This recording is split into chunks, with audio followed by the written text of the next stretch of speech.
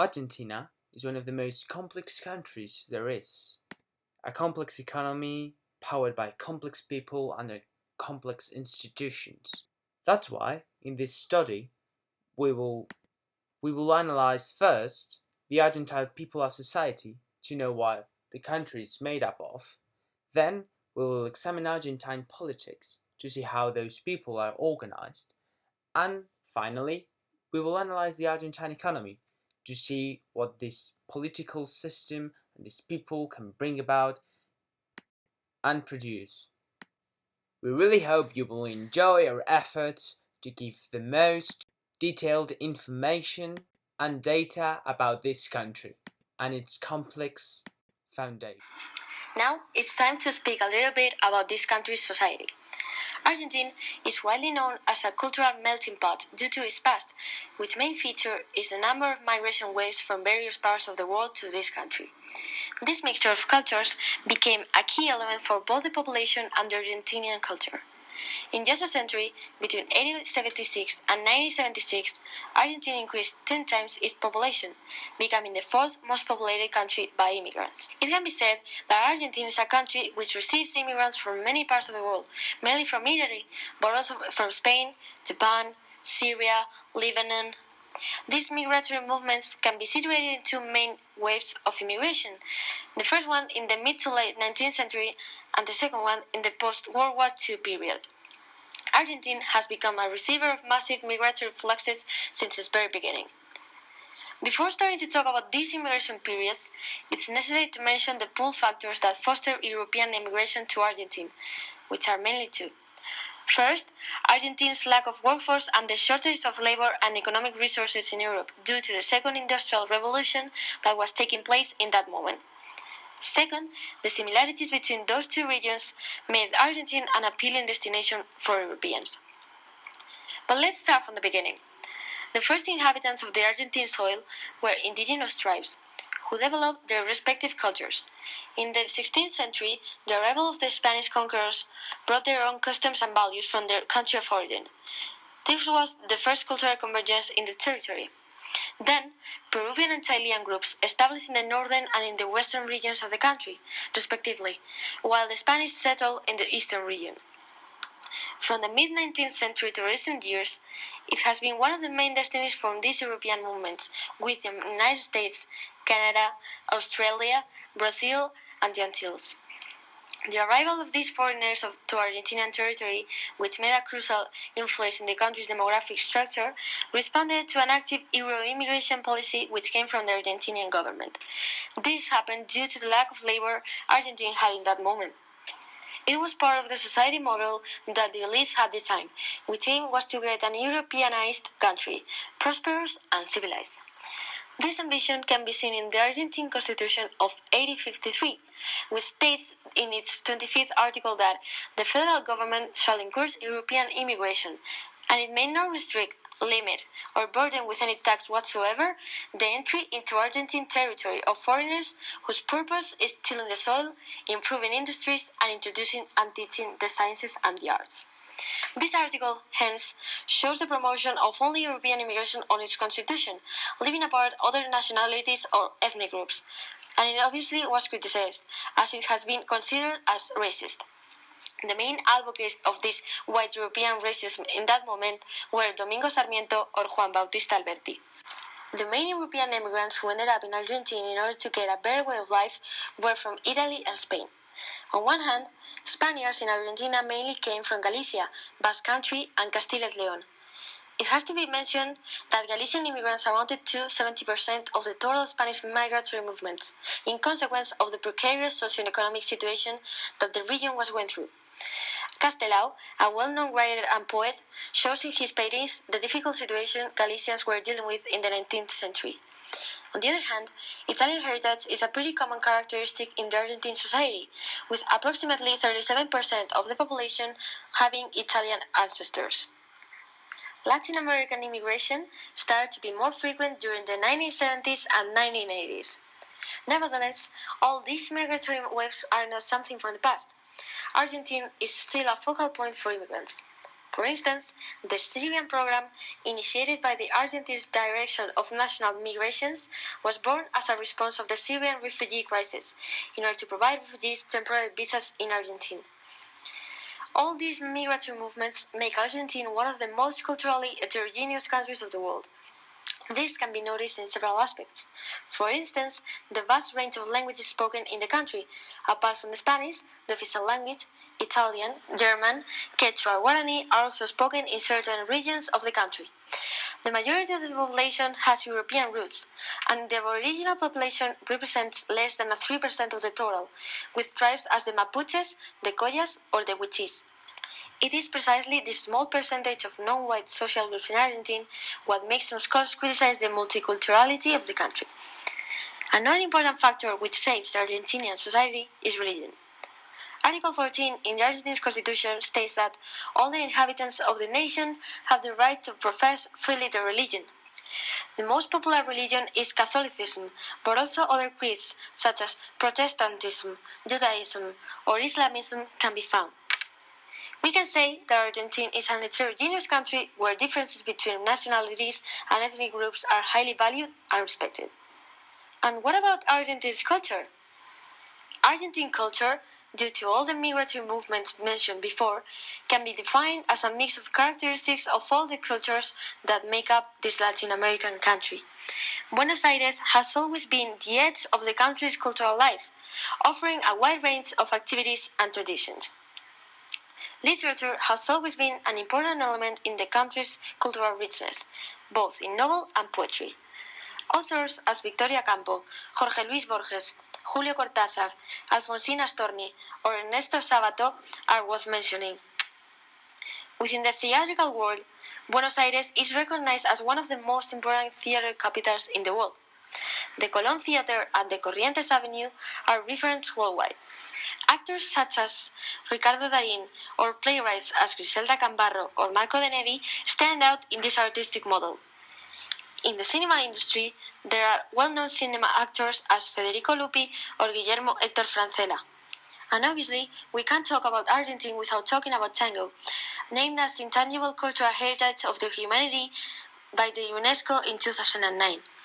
This river plate dance was born in the lower classes districts of the capital cities of Argentina and Uruguay, and gained its popularity in the 19th century.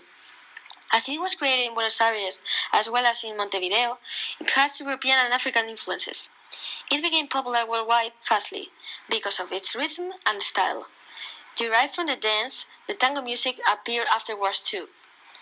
Argentine music has also stood out with different genders. For instance, rock with well-known singers as Andrés Calamaro, and folkloric music with different genders such as the samba, chamamé, chacarera, carnavalito, pericón, or the before-mentioned tango. Architecture also contributes to Argentina's cultural richness, reaching the most splendorous period in the 18th century. Cities like Buenos Aires, Mendoza, or Córdoba conserve most of their historical Spanish colonial architecture in spite of their urban growth. The combination of colonial and modern architecture makes Argentina a very rich country in this aspect. Financial and economic culture are also worth mentioning in this section, and they are highly related to sociocultural values. As we know, Argentina's population is predominantly Catholic. Because of that, families are the center of Argentina's social structure. Another important factor in the Argentine society is the so-called likability or attraction to others. That is, external appearance and social relations do matter. Argentines also value certainty and stability with an aversion to risks. This country is not as paternalistic as many cultures. In fact, the country rates high on gender equality, ranking 35 out of 135 countries. There are currently more women in positions of authority than in the past, as well as less occupational segregation than in many countries. Meritocracy in Argentina also plays an important role due to the need of adaptation to the arrival of multinational corporations to the country and the globalization era we are living in order to maintain or even gain competitiveness. Continuing with the need of gaining competitiveness, Argentina's educational system is a key element. Education in Argentina has an undeniable quality. Literacy rate amounts to 96%, and the enrollment rate in primary education is 97%. The system has a total of 9.7 million students, 70% of which are in primary education, 605,000 teachers, and more than 50,000 schools. 76% of total enrollment attend public institutions. Average spending per student is around $900, $740 in the case of primary education, although there are large variations across provinces. Education is decentralized at the provincial level, but it also takes into account the governmental decisions about the educational system. That is, provinces obviously do not have the total power to change the education laws themselves, but they do have a voice in the decision making. Argentina has one of the most progressive, advanced education systems of Latin America, providing their citizens a licensed public and free education. Education is mandatory from 5 to 18 years old when students finish the secondary school, in order to encourage attendance to the teenagers. Argentina also has one of the highest enrollment rates in tertiary education, as it is shown in this graph. The main feature of the secondary school system in Argentina is the so-called polymodal system, or Sistema Polimodal in Spanish, in which students have the opportunity to choose the specialization which each of them prefer. It is divided in 5 different modalidades or branches: arts, economy, humanities, biology and science, and health and sport. This polymodal system lasts 3 years. Higher education in Argentina is divided into 3 different types: tertiary education, which lasts from 1 to 3 years, graduate programs from 4 to 6 years, and postgraduate programs. Although tertiary education is theoretically free, hidden costs such as accommodation, transportation, or materials make this less than a reality. There are more than 100 universities in the Argentine education system, both public and private. The National University of Córdoba is worth mentioning, as it is the oldest university of the country, established by Jesuit monks in 1613. Now it's time to review Argentine politics. Since Argentina has been democratic for most of its history, especially after the independence, and there are many relevant names that deserve to be mentioned, we will be just concentrating in a brief timeline of the 20th century, compiling the most iconic and influential dates and phases of the time and now. We can start with this man here, Hipólito Yrigoyen, who came to power in 1916 after 36 years of non-radical presidents. He opened the doors of power to the growing middle class and the marginalized sectors of society. He also was the creator of the Bank of the Republic, predecessor of today's Argentinian Central Bank, and also tried to keep his country from war by implementing a neutrality policy rewarding World War I. After his first mandate, he wasn't re-elected until 1928, just in time for what was going to come, the greatest crisis to the modern world have ever presenced, not trying to offend the 2008 one. With the Great Depression, there was a notable decrease in Argentina's beef and wheat exports, which smoothed the ground for a coup that would depose him. Let's remember 1929 and 1930, the Great Depression and the infamous decade, alongside with the crisis that was shaking the world. After the 30s coup, Argentina started its infamous decade, characterized by military ruling, both direct or indirectly by manipulating the elections. These leaders tended to imitate Europe's fascist leaders, and any social movement, which were growing due to new ideas that European immigrants brought along, was harshly repressed. In this context, soon one military started to stand out, a young Juan Perón. Now let's talk a bit about Juan and Evita Perón. Entitled the hero of the Descamisados, he was one of the very few who understood the power of the masses and used them to get to power by forming strong alliances with union leaders, pressing for them to have better working conditions, holidays, and wage improvements. He was deeply loved, and this started to alarm the rest of senior officers of the military faction who imprisoned him after a coup in 1945. Little they knew about the blonde he had been shortly frequenting, Evita. To many, Evita was the key to his success, the real power behind the great man. After he was imprisoned, She managed to use her influence on people to create vast demonstrations in which the people were claiming for the hero to be freed, and soon after, Perón was released. This woman, from humble origins, became the defender of the poorest and relegated working classes, especially mestizo and black people. She took over the labor ministry in order to help these people, and their admiration of her grew rapidly. Despite being the lady who represented the poorest, she always had a thing for luxury clothes and especially jewelry, which she wore proudly when visiting these humble people because they, referring to the descamisados, don't want me to see me ugly. After the demonstrations and his release, Perón was re-elected in 1946. These were his glorious days. However, after Evita's death in 1952, he lost most of his public support and was finally deposed by a coup. The Perón couple then should be out of sight, but the movement they created was still alive and even is today, the Peronism, mostly based on the idea of giving the people a voice, especially the most active and lowest classes. As we see in the timeline, 1958 was also a special date. In 1958, there was a man who had an idea, Arturo Frondizi, and his idea was the developmentalism.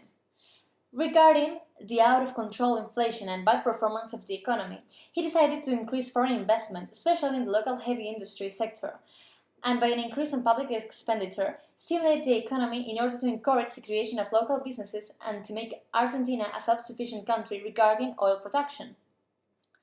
Nevertheless, despite his attempts to restore the country, he was run out of power by a coup in 1962.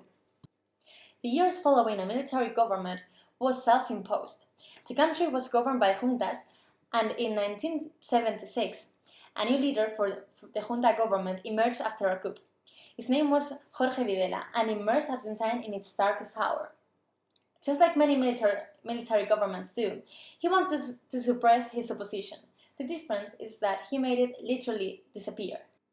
Many leftists were disappeared, such as Peronists, and his methods were at minimum creative, throwing enemies to the sea out of a plane, creating secret prisons.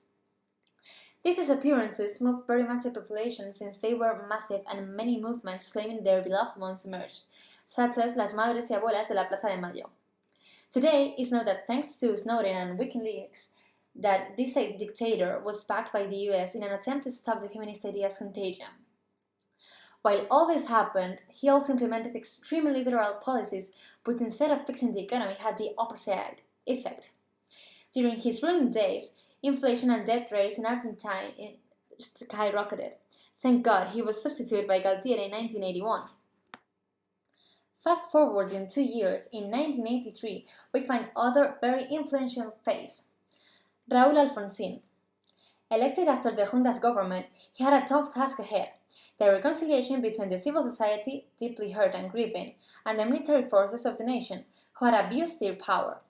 In order to achieve this goal, he started judging the ex-commandants of the juntas and became a great defender of human rights. Also, it's very relevant the signing with Brazil and Uruguay of the Treaty for Integration, Cooperation and Development, which would set the basis for the future formation of Mercosur. However, he couldn't handle the growing interest rates worsened by the commodity lottery, not playing in their favor, since drafts affected negatively both the crop and energy production. His successor, Carlos Menem, brought along a comeback to Peronism. His main goal was to achieve Argentina's recovery. In order to get it, he continued with the liberalization of the economy through privatizations and by introducing the measure of pegging their currency to the dollar. This managed to control inflation, but unemployment rose. He also wanted to reestablish Argentina's prestige. Keeping this in mind, he played a key role in the setup of Mercosur. Fast forwarding again to the new millennia, we can find the two most influential faces of recent political history of the country. They are Nestor and Cristina Kirchner, and their movement is the Kirchnerism. It seems that Argentina has a thing for marriages in power. First, it was Nestor, who got to power in 2003. Kirchnerism is characterized by their political use of historical memory and their greatest support to both Madre and Abuelas de Plaza de Mayo, as well as the protection of human rights. Their rise to power implied a comeback of Peronism. with anti-neoliberal measures and also many reservations when dealing with the US, which is why they prefer to deal with Mercosur. In order to address Argentina's great economic problems, currency was devaluated so that it would promote net exports, boost the GDP and reduce unemployment and poverty. In 2007, Cristina was the candidate elected this time and she had to face her husband's death in 2010. Having lost her best advisor, her government was characterized by a concentration of power that was not very popular since she took power just 1 year before the global financial crisis and the measures to face it had to be tough. She recently lost in elections in 2015 to Macri, and an event that for many represented the end of Kirchnerism. So now let us tackle the Argentine economy. The Argentine economy has many particularities. That's why we have divided our efforts into the financial system, a pan-economic approach, and the country's resources. But before we start, let me warn you, the Argentine economy is subject to much controversy due to its condition, also known as the Argentine paradox.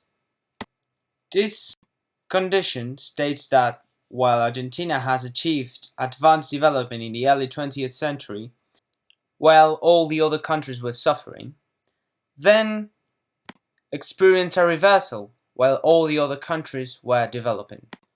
That's why many scholars, such as Nobel Prize winner Simon Kuznets, said that there were four types of countries. First, developing countries. Second, developed countries. Third, Japan. And fourth, guessed it, Argentina. Well, let us first approach Argentina in a pan-economic approach. What is a pan-economic approach? A pan-economic approach takes into account macroeconomics and macroeconomics, as well as mesoeconomics and metaeconomics. A macroeconomic approach gives us an overall view on the economy, with indexes such as full employment, GDP, labor force. Microeconomics, on the other hand, takes on a much more particular approach, with indexes in innovation, sector specialization, starting a business index.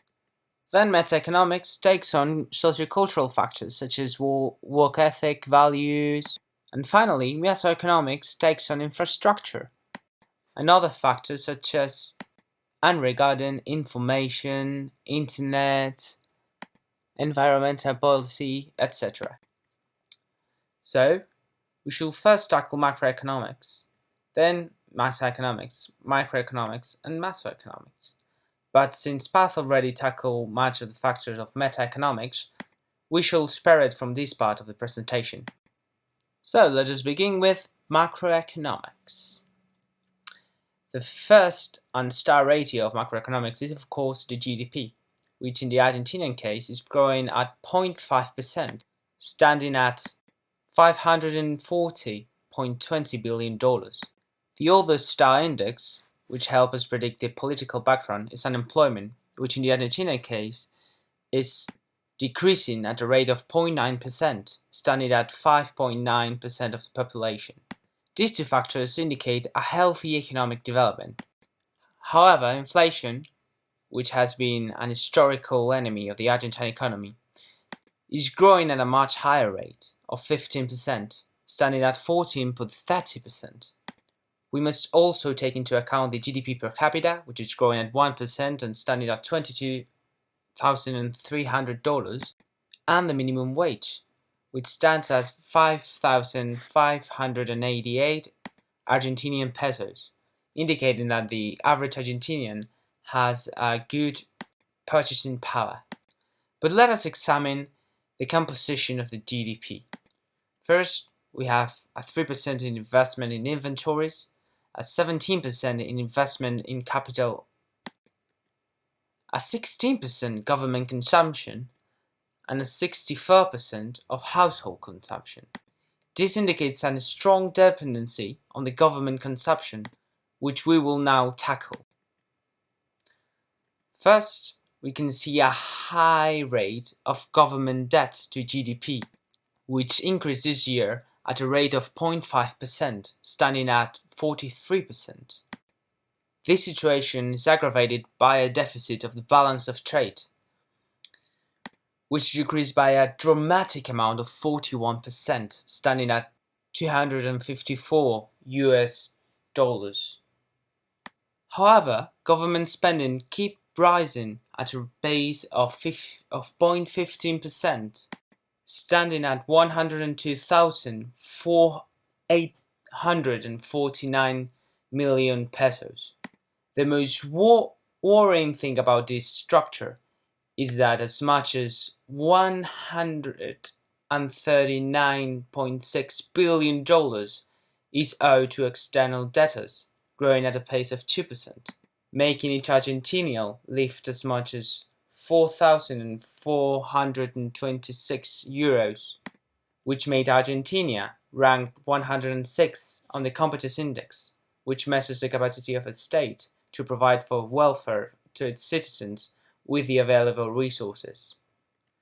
Regarding microeconomics, we shall first study the labor force by sector composition. 5% of Argentinians work in agriculture, compared to 23% in industry, and a majority of 72% of Argentinians who work in the service sector. An interesting note is that the labor force of the Argentinian country amounts to 17.28 million people, making it the 37th biggest in the world. If we are to study the GDP composition by sector, however, these numbers would change. One of the most important aspects of microeconomics are import and exports. Exports went down this year by 12%, standing at $71.93 billion. But perhaps more interesting is, what did Argentina export? Mainly soybeans and derivatives, corn and wheat, beef and dairy, and oil and gas. Regarding imports, which went down by 11.4%, standing at $62.45 billion, Argentina imported mainly motor vehicles, machinery, organic chemicals, and plastics. It is important to remark that all these are capital-intensive goods, whereas its exports were more based in commodity-like goods. Regarding innovation, Argentina has a weak amount of researchers per million people, standing at 1,236 researchers. However, its high-tech exports are growing at an amazing pace of 25%, the same as high-tech manufacturing, which stand at 10% of all manufactured goods, one of the highest in the region today. In regard to macroeconomics, we shall first investigate the three main indexes. First, Argentina did poorly on the Doing Business Index, which studies the facility of entrepreneurs to establishing a new business.